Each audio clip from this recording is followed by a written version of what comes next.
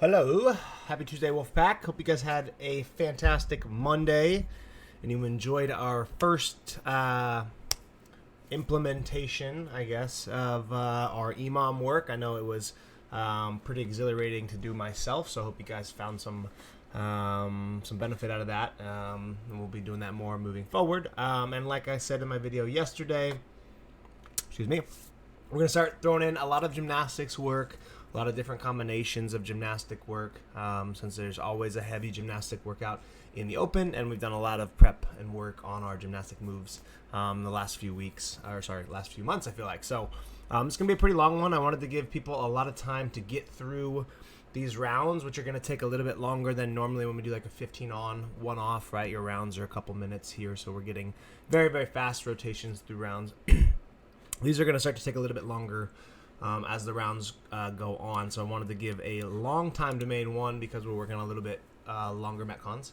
But two, the ability to get through more volume and not have to rush because some of these movements are, a little bit more technical. So I wanted to give plenty of time to make sure we can get some reps and volume in. Okay, so it's 20 minutes. It's double unders with movement smudged in between. We want to make sure the double unders or whatever jump rope set we choose for the day, this should be the easiest part of the workout or the least time consuming part. It's pretty standard with jump rope whenever we get them programmed. We don't want to be stuck on the jump rope for the entire workout. Yes, they're a pretty technical movement, but these are usually here in workouts just to add fatigue, right? To break up the movements here, add a little bit of shoulder fatigue, keep the heart rate up. And that's what we want these double unders to be, okay? We don't want to be spending minutes on the jump rope, right? Getting frustrated, adding tons of extra fatigue, jumping more than necessary, making the heart rate really high, and then it actually affecting our ability to do these movements with intensity, with good form, right? And practicing moving through these movements in big sets, right? Or pushing ourselves through these movements. So make sure, right, in a perfect world, if you were to do these unbroken, right, this is going to take you 25, maybe 30 seconds maximum. So I'd highly recommend you not spending any more than 45 seconds on any of these, right? And if you do that, 45, minute and a half, 2:15, that's already extending these rounds pretty long just for the jump rope.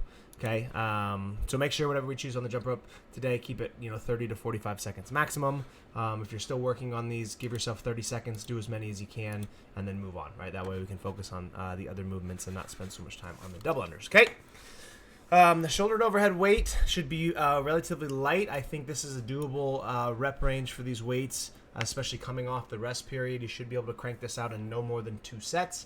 I understand there's handstand push-ups and gymnastics afterwards, so you don't want to completely smoke your shoulders. 15 is a pretty big set. If it goes 10, that's a pretty manageable set to crush out some push press or some push jerks towards the end.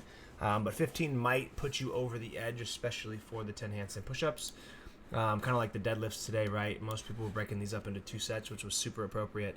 So you may want to do the same thing for the shouldered overhead, right? Hit yourself an 8 or a 9 rep, rest for a second.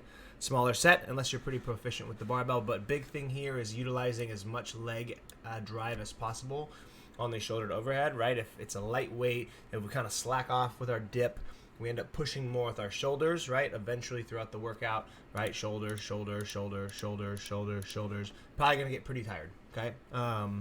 So utilize as much drive with your legs as you can. If we're push pressing, if we're push jerking, right? Big dip drive. Once that barbell extends off our chest, right? Utilize the leg split and then punch underneath. Try to save those shoulders as much as possible. But this should be a very movable weight, and the only reason you're breaking this is to save your shoulders from fatigue, or you're breaking because of fatigue. You shouldn't be breaking because the barbell is heavy, okay? Another set of jump rope, the handstand push-ups here, same thing. From a stimulus perspective, we should be able to do whatever movement we choose here in 2 sets or less. We don't want to spend more than that on the handstand push-ups. If you're to do these unbroken, right, it's going to be 15 to 20 seconds, so this should be pretty fast, right? If you hit a set of 5 or 6, come off the wall, back up. We're not going to be on this for more than 30 seconds, okay? So either lower the reps if handstand push-ups are tough for us, or give yourself 2 sets, kick up, do as many as you can, maybe get 3, great, hop down, go back up, you get 2, you're at 5, awesome, move on, okay? It would make no sense in this AMRAP to spend more time than that on this movement, okay? Otherwise, we're going to be extending these rounds 4, 5, 6 minutes, and the whole workout's going to be spent there, okay? So quick rotation, jump rope. And then the last movement here is going to be chest to bar pull-ups. I know we've kind of sprinkled these in the last few weeks, I feel like. I tried to make it a shorter rep count to help kind of push us maybe to hold on for these 5 reps unbroken, since we do get a rest period here. Obviously, they're more technical and more a powerful movement to get your chest to the bar. So if these are a struggle for you, I'm totally okay with you guys doing singles. But if we can start working on stringing them together, especially since you don't have to do anything right after, you get to rest a little bit, it's a good opportunity to try to hold on to this for all 5 and challenge yourself a little bit on the bigger sets here. Okay, and then for those gymnastics crazy people, we got some ring muscle ups. We haven't done ring muscle ups in a long time, so again, I wanted to start with a little bit shorter number, start working these in case they happen to throw them back in the open. But I think ideally here we're looking at 30 seconds, maybe 30, 45 seconds, minute 15, minute 45 to 2 minutes, minute, 2.5, 2:45, 3:15, 3:30, 4-minute rounds. Okay, that gives you time to do 4 full rounds, right, with the rest. So it's 5 minutes with the rest. I think that's kind of where we want to be at. 4+ rounds, I think, is going to be really, really good. But we want to make sure that we're getting through this workout as kind of stimulus-wise to get all the reps and the volume in. Okay, man, I'm rambling. Holy smokes. Accessory work: 3 or 4 sets, 8 to 10 strict pull-ups, 15 to 20 push-ups, and then we're going to do 20 hollow rocks. 100-foot farmer carry, so 2 dumbbells, 2 kettlebells, and then 20 arch rocks, and then 100-foot farmer carry. So just some accessory work to everything we did here, and then we'll work on a little bit of midline strength and midline control. Like, a really good way to get better at gymnastics is not necessarily doing gymnastics.